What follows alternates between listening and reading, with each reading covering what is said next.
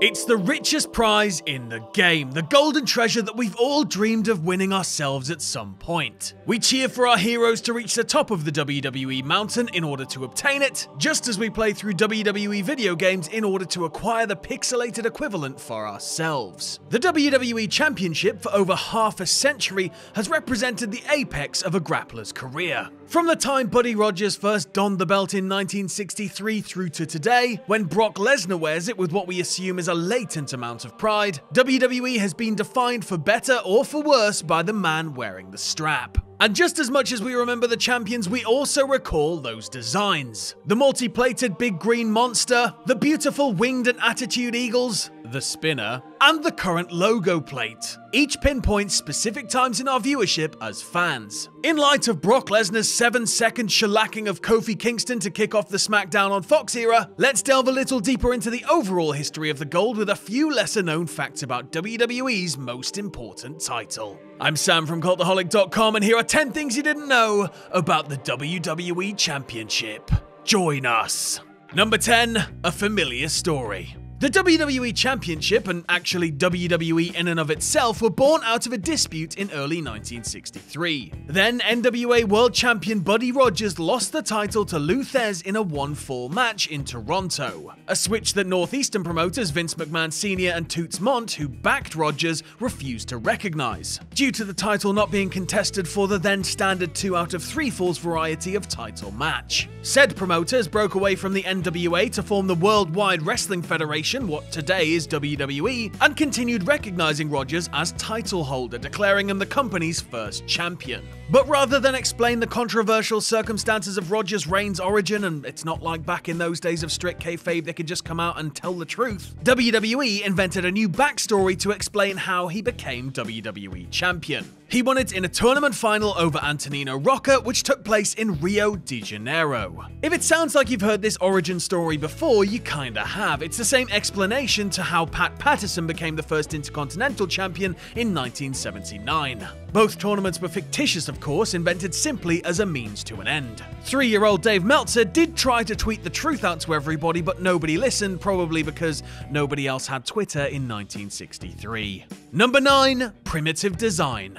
As noted in the intro, there have been various designs for the 56-year-old belt in its lifetime, and most likely your favorite design coincides with the era of WWE that you love the most. Child of the late 80s, the Winged Eagle is definitely your pick. Big Stone Cold fan, you either coveted the Smoking Skull belt or the Attitude Eagle. Grew up during John Cena's Spinner Belt era? Yeah, that Winged Eagle belt was pretty effing great. But what about the original design, back when Rogers was the first champion of over 4 dozen and counting? For a company that over the years has placed heavy value in its aesthetic, it might surprise some to learn that the original WWE title was somewhat cobbled together. An old United States Championship of Rogers was simply repurposed with the words World Champion being added to it, despite the center plate being a very definite outline of the continental United States. Both Buddy Rogers and Bruno Sammartino held this belt before Bruno was issued with a sharper looking belt that actually had the globe on it, because, you know, it's a world title. Number 8. Plans change. Getting back to the subject of custom belts for a moment, among the cooler elements of WWE history are the champions that have put their own unique stamp on the title. While it would get old quickly if every single champion had their own design, done sparingly, we've been treated to some memorable looks through the years. Austin's Smoking Skull, Daniel Bryan's hempen wood-based belt, Shawn Michaels and Ultimate Warrior's alternate straps, and sure, even that bloody spinner have helped define eras. But what about 2 on-the-cards designs that we never got? One's a little more well known, that being the Brahma Bull belt that was supposed to be issued to The Rock around the turn of the millennium. A familial compliment to Austin's Smoking Skull, Rock's signature belt never made it to TV for reasons that aren't entirely clear. The other unused design was traditional but practical. The Andre belt. A duplicate of Hogan's 86-87 world title design was legitimately made prior to his WrestleMania 3 clash with Andre the Giant, but with a wider reaching strap in the event that the Mammoth Andre defeated him. But of course Hulk won, so the belt wasn't needed. Number 7. Finding an audience. We've seen the WWE title defended in front of tens of thousands of fans inside football stadiums, and many of those events have done unfathomable numbers thanks to audiences at home watching on pay-per-view. But what is the biggest audience to ever witness a WWE Championship match without filling a stadium, buying a pay-per-view, or making sure their network subscription was active? In other words, what was the most watched free TV WWE title match of all time? By a landslide, Hulk Hogan's defense against Andre the Giant on February 5th, 1988, the infamous Twin Hebners match, aired live on NBC before a television audience of 33 million viewers. To put that into perspective, a typical episode of Raw these days draws around 2.5 million viewers in the United States, while the sub 4 million that watched SmackDown's Fox premiere was touted as being an impressive number. 33 freaking million tuned in for Hulk vs. Andre over 30 years ago. And as far as cable goes, Steve Austin's win over WWE Champion The Undertaker on the June 28th, 1999 episode of Raw drew close to 11 million viewers, the all-time most watched match or segment in Raw history. Number 6. I Don't Recognize You. As of this video, 51 different men have been WWE Champion, though that's only the official tally. Really, you could say that 2 more men should count as official champions, and they are Antonio Inoki and Ted DiBiase. Inoki won the belt from Bob Backlund in Japan in late 1979, and DiBiase infamously purchased the belt from Andre the Giant per a business arrangement in 1988. Both title changes were invalidated for different reasons, and WWE carries on as though they were never champions to begin with. Interestingly enough, however, to lend credence to why Inoki and DiBiase should count as ex-champions, both men have actually defended the title. Inoki gave Backlund a rematch for the gold 1 week after defeating him, and a disputed finish led to Inoki voluntarily vacating the belt. WWE, of course, skips the middleman and just assumes an uninterrupted reign for Backlund on the whole. As for DiBiase, in between his purchase and Jack Tunney stripping him of the belt, he successfully defended the title against Bam Bam Bigelow at a house show in Los Angeles in what was declared an official championship match. So the ball's in your court, WWE. Update your championship histories. Number 5. Enjoy it while it lasts. Among those 51 recognized non-enziguri throwing non-million dollar dream applying champions, you've got a number of wrestlers that have made multiple trips to the mountaintop.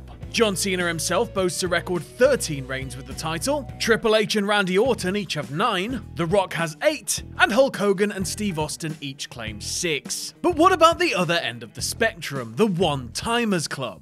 Those whose time with the coveted belt may have been all too fleeting. In all, 23 of the 51 men have only held the title 1 time each. That's nearly half of the Champions Club. 8 of those 21 didn't even hit 30 days with the belt, and that list includes Andre, Rey Mysterio, Kane, Vince McMahon, Stan Stasiak, Ivan Koloff, Rob Van Dam, and the Iron Sheik. Speaking of fleeting, only 1 man in history has held the title 3 or more times and have his combined days as champion not reach 2 full months. Sadly, that man is Mick Foley, whose 3 reigns at the end of the 90s add up to just 47 total days. Number 4. Blink and you'll miss it. Forget reigns that failed to make a month, how about reigns that failed to make it through the night? With Brock Lesnar's win over Kofi Kingston, the title has officially changed hands 136 times, and that's including some truly monumental reigns, like the endless runs of Bruno, Hogan, and Backlund. However, there are 9 instances of the title changing hands on the same night that it already changed hands once. And even more shocking, only 3 of those are Money in the Bank cash-ins on a new champion. So putting aside the Cena, Bryan, Orton SummerSlam, vacant Reigns Sheamus Survivor Series, and Reigns Rollins Ambrose Money in the Bank pass-alongs, here are the other 6. Andre immediately selling the belt to DiBiase in 1988, Yokozuna stupidly challenging Hogan at WrestleMania 9, the vacant to Orton to Hunter to Orton debacle from No Mercy 2007, which counts as 2, Vince sicking Batista on a tired Cena at the 2010 Elimination Chamber, and Cena being a dick and saying, "Hey Ray, nice belt you just won, gimme a shot tonight," on a 2011 Raw. It really makes one long for Jinder's 6-month reign, doesn't it?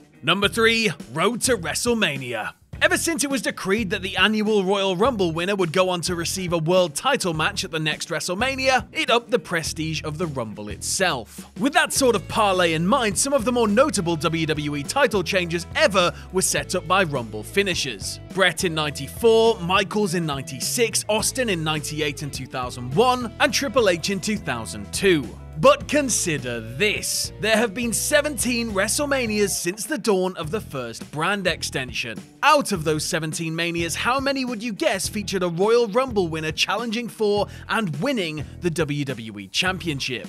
If you can believe it, it's only 3. Those include Brock Lesnar's trek in 2003, followed by a 10-year gap that ended with John Cena's conquering of The Rock in 2013. The other, Randy Orton in 2017. The other 14 Rumble winners either challenged the World Heavyweight or Universal Champion, or just simply blew their big opportunity. Number 2, Glory begins at 40. Most likely, the record will never be broken. Vince McMahon getting something of a gag reign with the belt at age 54 after hitting his famous finisher, the Get Help from Stone Cold Plex on Triple H. Unless Hunter himself or even Shane wins the title in a few years out of some sort of desperation, Vince will likely remain the oldest WWE champion in history. He's not, however, the only man to capture his first WWE Championship after age 40. In fact, 6 other individuals each won the WWE title for the first time at that age or later. These include Iron Sheik and Batista at 40, Andre at 41, and Rogers, Sergeant Slaughter, and Ric Flair each at 42.